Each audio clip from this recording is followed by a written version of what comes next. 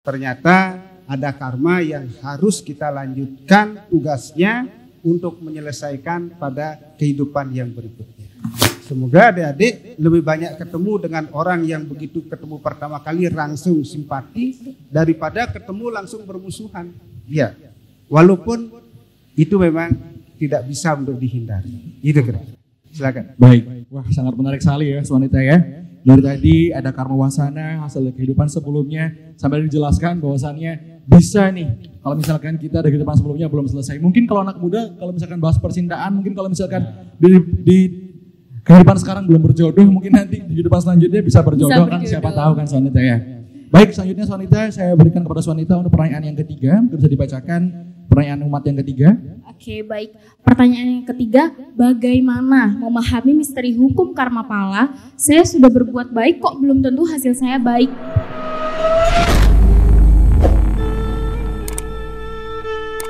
Om Swastiastu. Om Swastiastu. Om Awigram Astu Namo Sidam.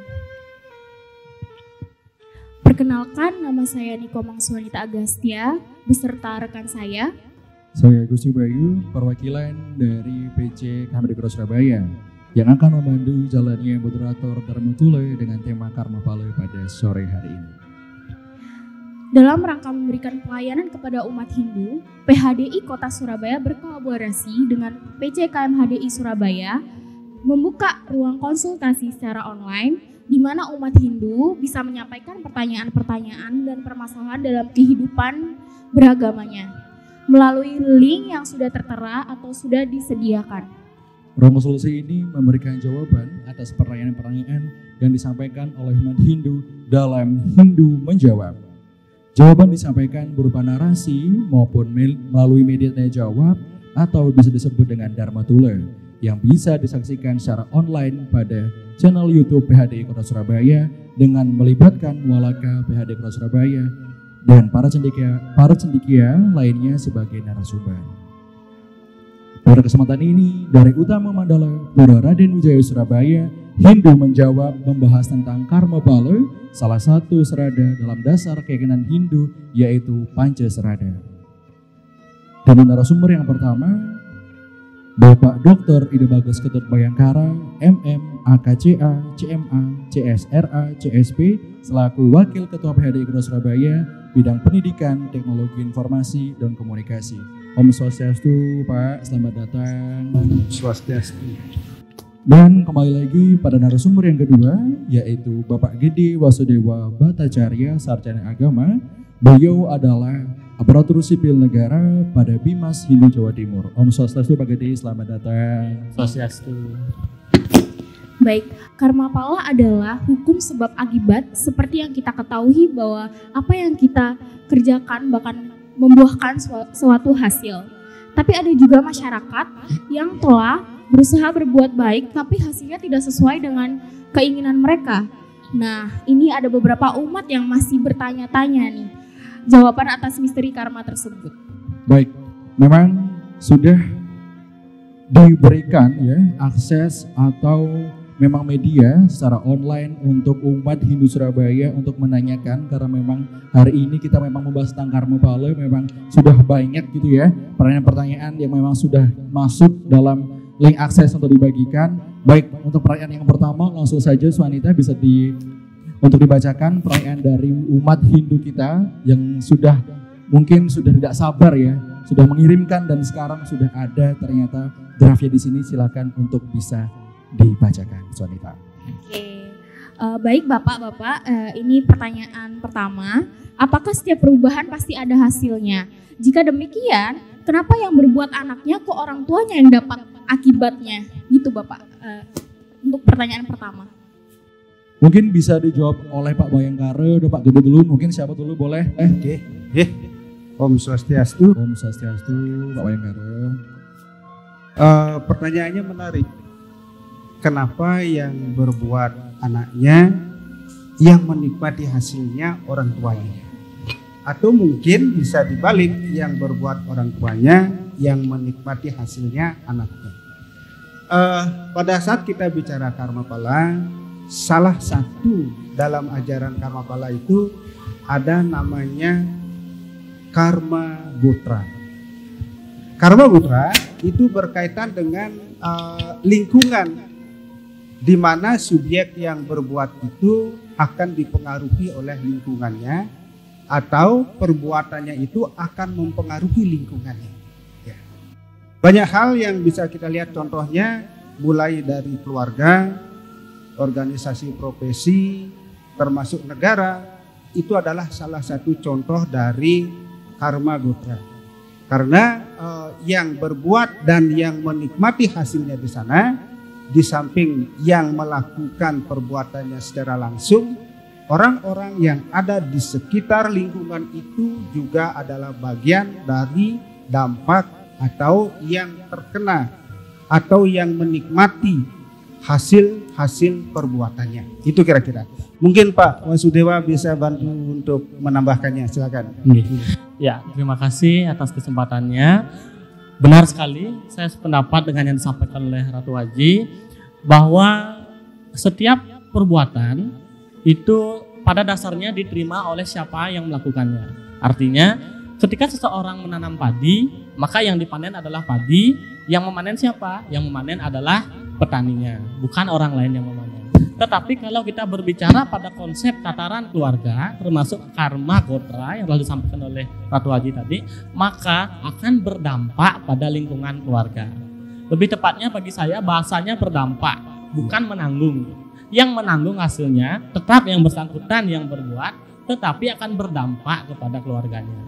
Baik dia perbuat, maka baik dampaknya bagi keluarga. Buruk dia lakukan, maka berdampak buruk pada keluarga.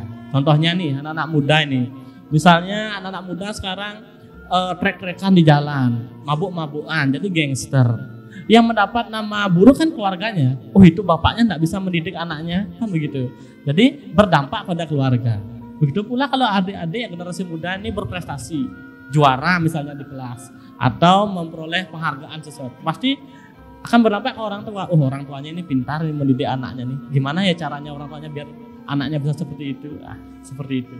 Artinya, intinya tetap hukum karma adalah hukum yang tidak pernah salah arah.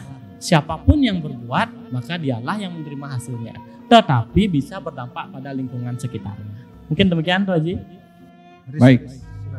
Dari hasil diskusi yang pertama ini memang dapat poin-poin yang sangat filosofis sekali ya. Dari padi, filosofi padi yang ibaratnya siapa yang menanam maka dia yang menuai.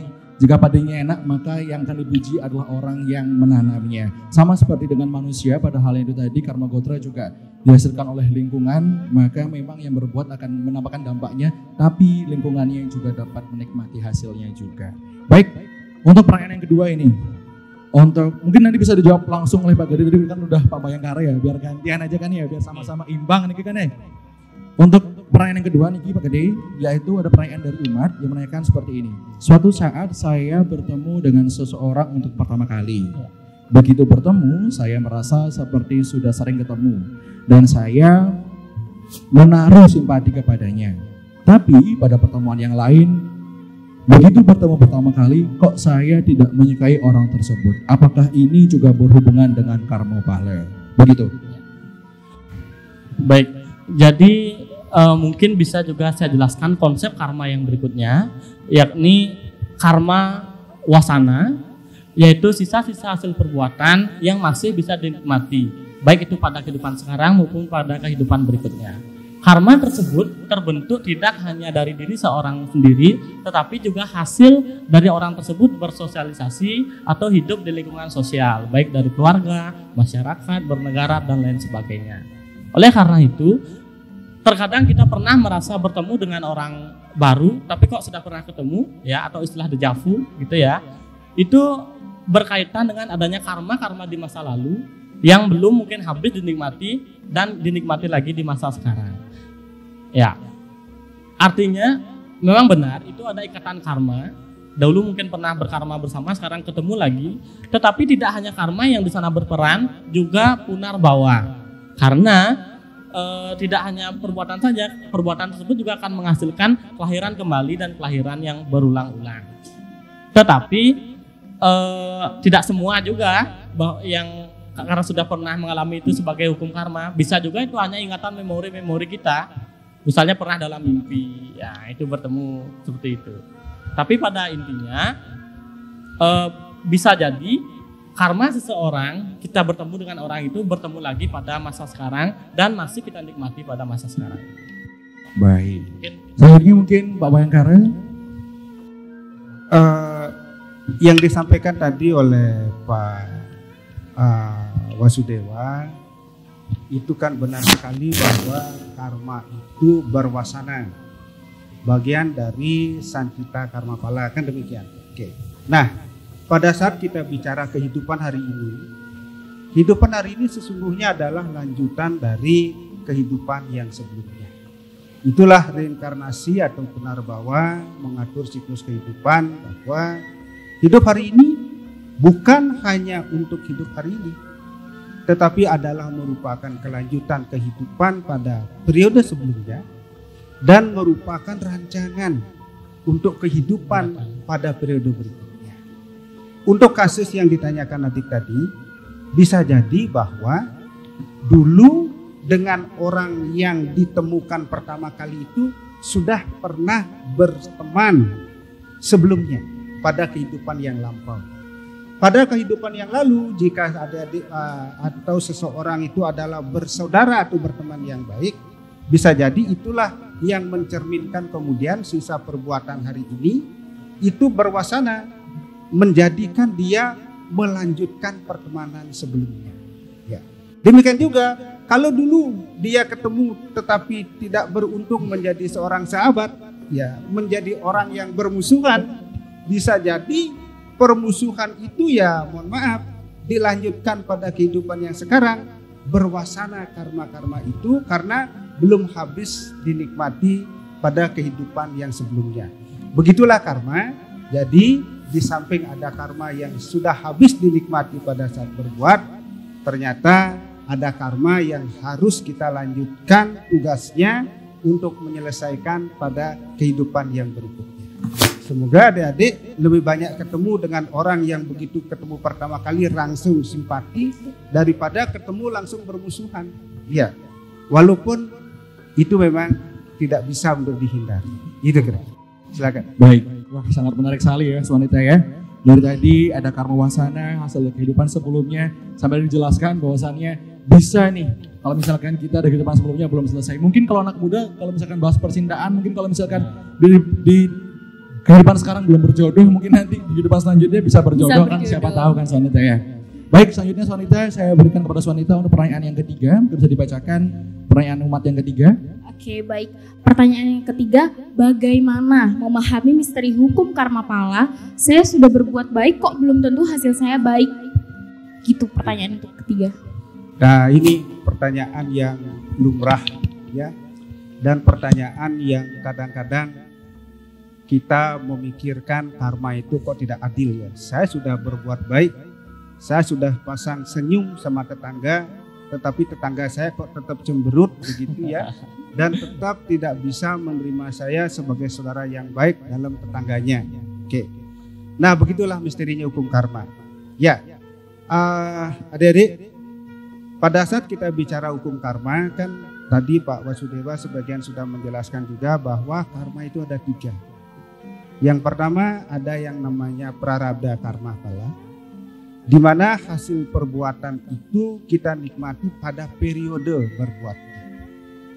Yang kedua ada yang namanya kriyamana karma pala. Kriyamana karma pala adalah karakteristik karma pala yang memang tidak bisa kita nikmati pada saat kita berbuat dan akan kita nikmati pada kehidupan setelah di dunia ini. Maka di sana kita akan mengenal ada 2 ya interpretasinya. Ada yang disebut surga, ada yang disebut neraka. Kalau karma kita banyak berbuat kalau karma kita baik, dapatlah kita surganya. Kalau karma kita buruk, dapatlah kita nerakanya. Dan di sana kita pasti akan ada di surga dan neraka, tergantung dari baik buruknya perbuatan kita. Nah, kemudian berikutnya adalah karma yang ketiga, yaitu sancita karma, di mana pada saat kita berbuat, kita tidak bisa menikmatinya, dan akan kita nikmati pada kehidupan berikutnya. Berwasanalah karma itu menjadi landasan atau menjadi media pada kehidupan berikutnya. Nah, jika kemudian kita hubungkan dengan pertanyaan yang tadi bahwa saya sudah berbuat baik kok tidak dapat perlakuan yang baik, bisa jadi pada hubungan yang sebelumnya dengan orang tersebut kita masih ada sesuatu yang belum selesai.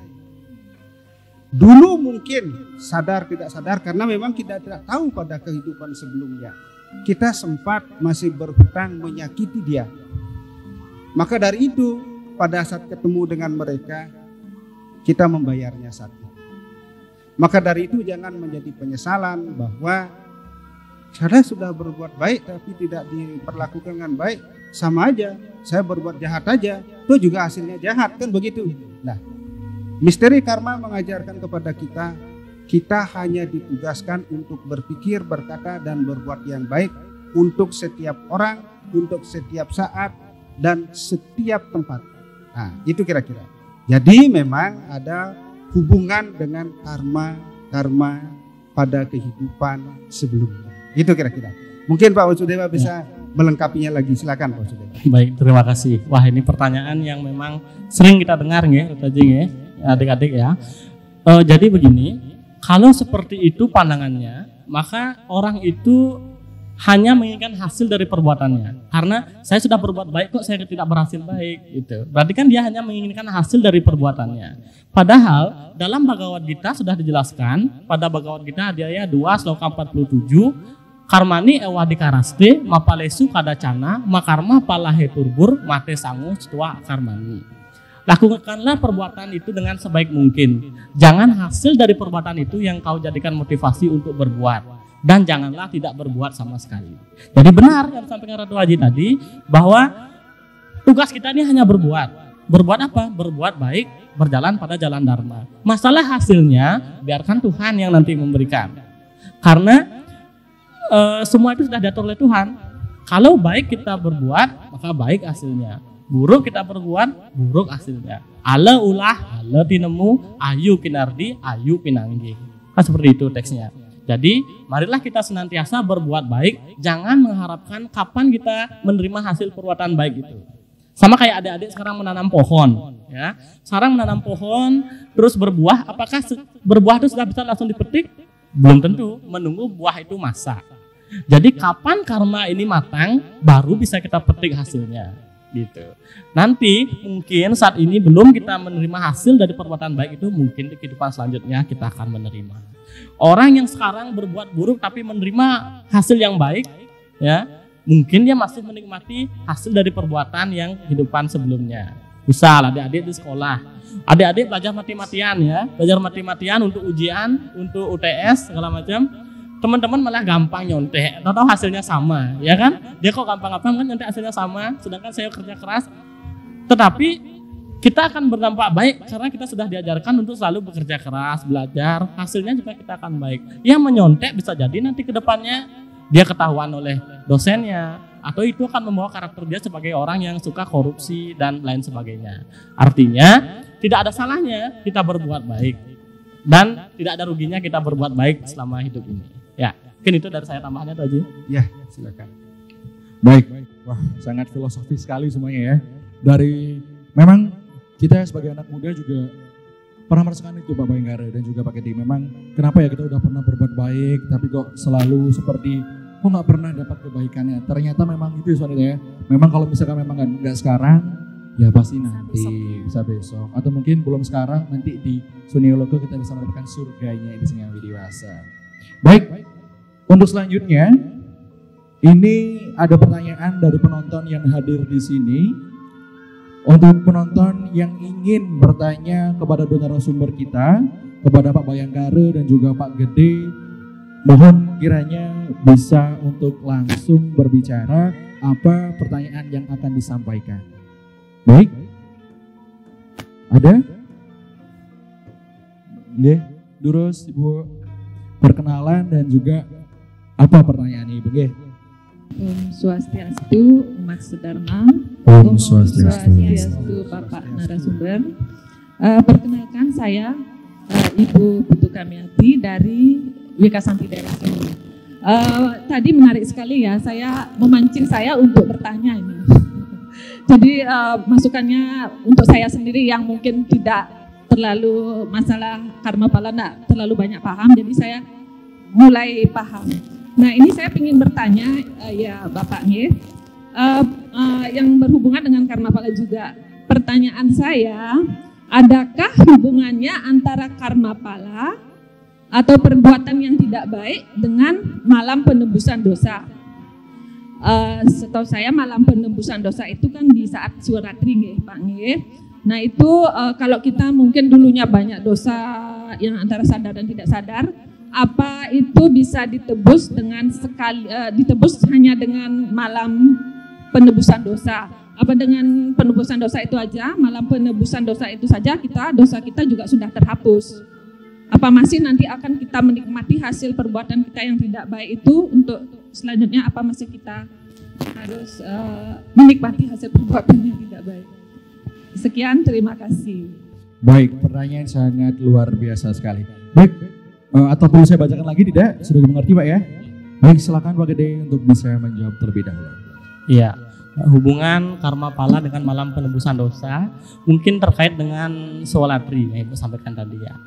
Jadi begini, kita semua tahu bahwa dosa itu kan tidak bisa dihapus.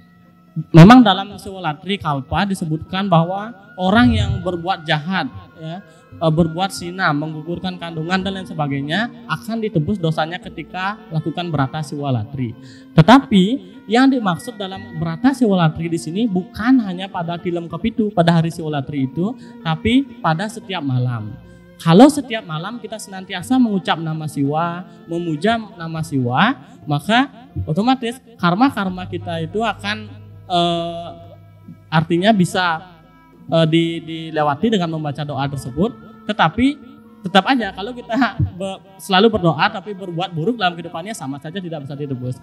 Artinya kalau kita melakukan Siwalatri, pemujaan kepada Siwa, maka kita akan senantiasa termotivasi untuk berbuat baik. Kalau kita sudah berbuat baik, pasti akan hasilnya baik juga. Artinya tidak hanya pada malam Siwalatri kita memuja Siwa, tapi pada setiap malam. Kalau kita sudah memuja Siwa tiap malam, maka kita akan senantiasa selalu berkarma yang baik pada jalan Dharma, kan gitu. Tapi kenapa pada Tilem Kepitu? Karena Tilem Kepitu identik dengan 7, yaitu Sapta Timira, musuh yang ada di dalam diri kita. Simbolisnya pada Tilem Kepitu, padahal sebenarnya pada tiap malam kita harus memuja Siwa. Tetapi apakah kita tidak boleh mohon ampun akan dosa kita? Boleh. Sudah jelas disebutkan dalam Trisandya pada bait terakhir, Om Kesantawiyah Kayiko dosa, Kesantawiyah Waciko mama, Kesantawiyah manasa dosa, tat permadat sama suamam, Om santi Om. Artinya itu bukan kita memohon untuk menghapus dosa, tapi memohon ampunan atas dosa yang telah kita lakukan, agar diampuni oleh Tuhan dan kita senantiasa berbuat baik ke depannya. Gitu. Mungkin itu kalau pandangan saya. Baik, terima kasih Pak Gede. Mungkin dari Bapak Yangkara ada pandangan yang lain mungkin? Terima kasih. Ya. Ini adalah selalu muncul pertanyaan ini setiap tahun pada saat kita memang merayakan Siwalatri. Ya. Tetapi substansinya sesungguhnya kalau kita bicara karma kan, siapa yang berbuat dia akan menikmatinya. Ya. Perbuatan itu ada 2, perbuatan baik dan perbuatan tidak baik atau perbuatan buruk. Pertanyaannya kemudian, apakah dengan bersiwalatri karma kita terhapuskan semuanya dalam satu malam? Ya. Tadi Pak Gede sudah menyampaikan bahwa itu adalah sebuah proses sebenarnya. Ya.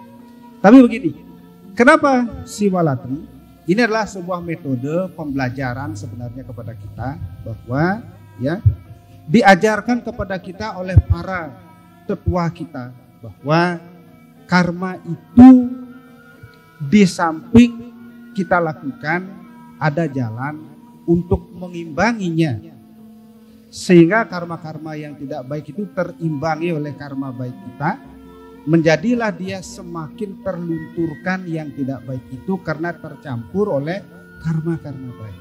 Ya. Kenapa malam Siwaratri?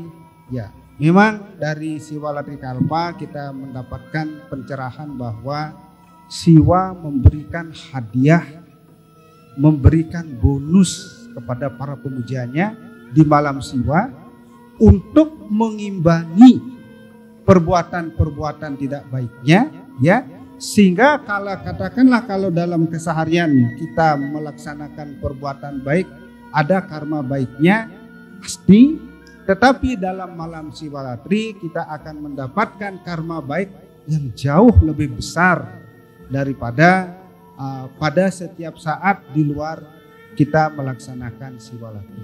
Tapi substansinya adalah bahwa menghapus karma atau mengimbangi karma kita, karma buruk kita tidak selesai dalam satu malam. Ya. Tetapi yang paling penting adalah malam Siwaratri ini menjadi sebuah pemicu bagi kita bahwa karma itu, karma buruk kita harus diimbangi oleh karma-karma baik dalam setiap hari pelaksanaan aktivitas kita. Di malam Siwaratri kita mendapatkan bonus yang besar, tetapi itu memang tidak cukup dan akan harus kita lanjutkan pada setiap aktivitas kita, dan bahkan kalau menurut saya dalam setiap tarikan nafas kita harus berbuat baik, berpikir baik, dan berkata yang baik. Kenapa? Karena hanya dengan 3 hal itu kita bisa mengimbangi karma-karma buruk kita, termasuk dengan cara itu juga kita bisa memiliki kesempatan memutus siklus punarbawa itu, karena karma buruk kita sepenuhnya sudah terimbangi oleh karma-karma baik dan sampailah kita kepada kebebasan atau yang kita sebut moksa. Itu kira-kira. Baik, wah, sangat mencerahkan sekali. Memang saya baru tahu loh kalau misalkan wanita, kalau misalkan kita itu penebusan dosa itu tidak hanya dilakukan pada malam Siwaratri, tapi juga setiap malam dengan menyebut nama Siwa ya. Memang manusia kan memang maunya instan ya. Kita juga harus tahu bahwasannya proses kehidupan juga panjang. Jadi untuk penebusan dosa tidak bisa seperti dikatakan oleh Bapak yang Gerda, tidak bisa wanita ya untuk hilang dalam sekejap mata, itu tidak bisa. Dalam sehari hilang. Seperti kita bekerja, benar. Kita nggak mungkin dalam 1 hari kita bisa mendapatkan uang yang kita mau. Benar, pasti ada prosesnya. Baik, untuk selanjutnya tadi sudah dari penonton, kita kembali lagi ya kepada pertanyaan yang diberikan secara online. Mungkin Swanita bisa dibantu untuk bisa dibacakan pertanyaan selanjutnya, Swanita. Oke, untuk pertanyaan selanjutnya, apa hubungan karma pala dengan tujuan hidup manusia? Begitu. Oke, saya duluan ya Pak. Apa hubungan karma pala dengan tujuan hidup manusia? Sekilas tadi kita sudah sempat menyinggung bahwa kumpulan karma yang baik itu akan bisa melebur kumpulan karma yang tidak baik, dan akhirnya sampailah kita kepada pemurnian karma, di mana melalui pemurnian karma itu kita sudah bisa mengimbangi semua perbuatan tidak baik itu menjadi perbuatan yang baik. Tujuan hidup, kalau kita melihat ajaran Hindu mengajarkan kepada kita moksartam jagaditaya caiti dharma, bahwa tujuan dari kita mempelajari dharma atau kehidupan dalam kerangka dharma atau agama Hindu adalah untuk mencapai pembebasan atau kebebasan. Kebebasan itu adalah moksa. Ajaran Hindu tidak cukup menjadikan tujuannya surga dan neraka, karena surga dan neraka tidak ubahnya hanya sebuah terminal di mana perjalanan siklus kehidupan yang kita lakukan itu akan singgah di neraka, singgah di surga sesuai dengan perbuatan kita, dan itulah kemudian yang mengantarkan kita pada kehidupan yang berikutnya. Kembali kepada tujuan Hindu, tujuan hidup adalah pembebasan atau moksa ya. Karma pala seperti yang saya sampaikan tadi, kita ditugaskan hanya berpikir, berkata, dan berbuat yang baik. Hasilnya, Tuhan sudah memiliki sistem informasi yang sangat canggih. Apapun yang kita lakukan, terekod dan terakumulasikan. Nah, itulah kemudian pada saat kita terikat kepada kewajiban untuk berpikir, berkata, dan berbuat yang baik, jalan itu yang bisa mengantarkan kita mencapai kebebasan atau moksa. Hasilnya, kita tidak perlu menghitung karma itu seperti matematik. Saya nyumbang sekian, pahalanya sekian. Bukan hanya seperti itu. Ya, itu kira-kira. Silakan. Mungkin Pak Gede bisa menambahkannya. Ya. Terima kasih. Saya tambahkan sedikit. Jika berbicara tujuan hidup manusia, tadi Ratu Haji sudah menyampaikan bahwa tujuan hidup manusia itu adalah moksa. Untuk mencapai moksa, dalam susastra Hindu kita sudah jelas disebutkan ada 4 jalan yang kita sebut dengan catur marga yoga. Salah satunya adalah karma marga yoga. Artinya dengan jalan karma maka seseorang bisa mencapai tujuan yaitu moksa. Tentunya dengan karma yang apa? Karma yang baik. Bekerja dengan tulus ikhlas, bekerja tanpa pamrih, tanpa memikirkan hasilnya, selalu berbuat baik senantiasa dalam kehidupan ini, berjalan pada jalan dharma, maka seorang karmin atau orang yang menjalani karma yoga maka bisa mencapai moksa. Sudah jelas juga dalam Bhagavad Gita ayat 3 sloka 4 juga disebutkan bahwa seseorang tidak akan mencapai moksa apabila tidak melakukan kerja, apalagi tidak kerja sama sekali. Oleh karena itu, maka kita harus selalu berkarma, bekerja, tentunya berbuat atau bekerja yang baik berlandaskan pada dharma sehingga bisa mencapai tujuan yaitu moksa. Ya, itu sedikit aja dari saya. Terima kasih. Wah, ini sedikit menyindir kaum milenial ya, kaum rebahan. Bahwasanya tadi katakan bahwasannya untuk mencapai moksa ya, dalam Bhagavad Gita dikatakan bahwasannya harus bekerja. Jadi untuk kaum milenial wanita ya, mungkin kalau misalkan masih rebahan aja di kasur, harus bekerja ini ya. Harus bekerja untuk bisa mencapai moksa. Benar. Nah, tadi sudah dibacakan dari umat kita yang Hindu melalui online yang sudah dibagikan melalui link sudah tersedia. Sekarang kita kembali lagi ke penonton yang ada di Utama Mandala ini untuk mungkin Bapak Ibu atau teman-teman semuanya yang mau bertanya lagi kepada dua narasumber kita bisa untuk langsung bertanya seperti tadi, nama lalu pertanyaannya apa begitu. Oke, terima kasih. Om Swastiastu. Om Swastiastu. Nama saya Nyoman Wisada, ingin bertanya apa hubungan karma pala dengan keadilan Tuhan? Terima kasih.